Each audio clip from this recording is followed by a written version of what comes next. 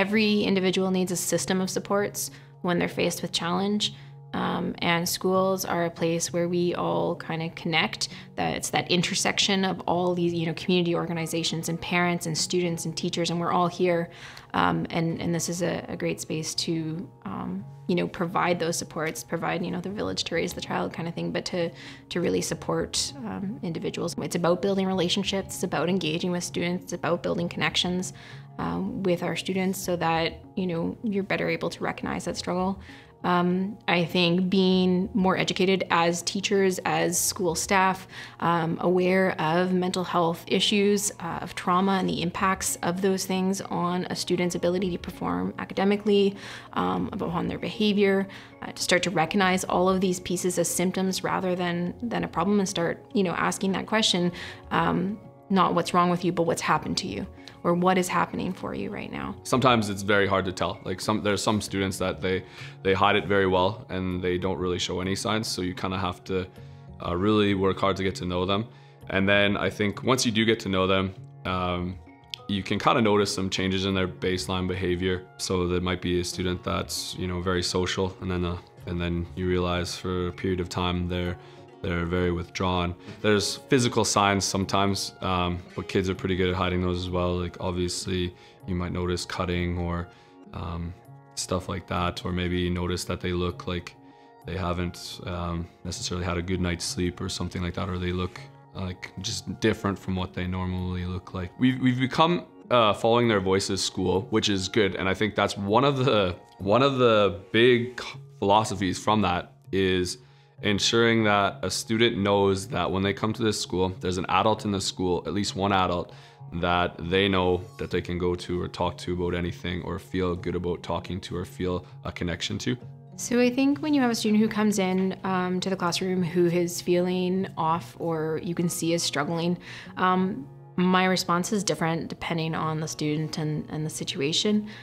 If I have a fairly good relationship with a student and I maybe know that they've been struggling with something, I might just say, hey, do you need to talk to somebody? If they give me the go ahead, I'll set that up and make that connection. Or for another student, it might be, if what we're doing, if you're not ready for that today and you just need to take a day and, put your head down and, I know you'll catch up. It'll be okay. We'll make sure you're where you need to be.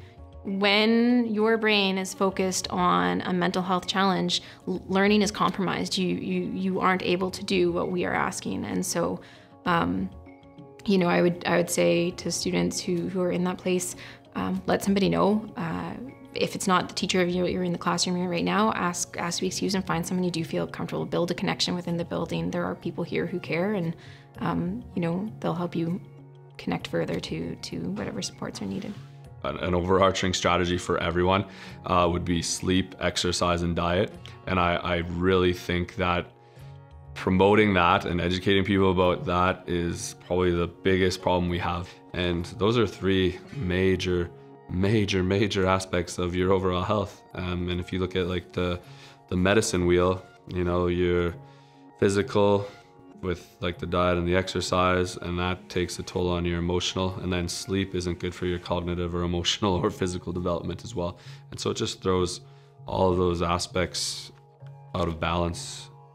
And so when that happens, it's very hard to function at normal levels and to consider yourself to be healthy. If a parent is concerned about the mental health of their child and they come into the school, we have, especially here, we have a really great administration team, and they are more than willing to set up meetings and come up with plans to support the child through that. At some point, they probably, if they really are struggling, they do need somebody that's a lot more qualified than a teacher.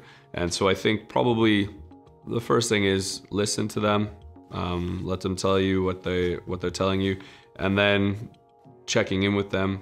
But while you're checking in with them, make sure that you're looking to refer them to somebody who knows or is more qualified in terms of medical professionals that are actually trained to deal with mental health issues. Everyone struggles, everyone has challenges, and so it's very easy to feel like you're the only one, and it's very hard to recognize that just as you're struggling, there's others struggling alongside you. So maybe you're not as alone as you think. And the second big piece is that there is help, there is support. There are people who care and are here for you and won't judge you. It's okay. It's okay to ask for help, and it's okay to need help. You know, you break a leg, you go to the hospital. If you're in that kind of pain, but it's the emotional type, you should also seek support. There's no difference.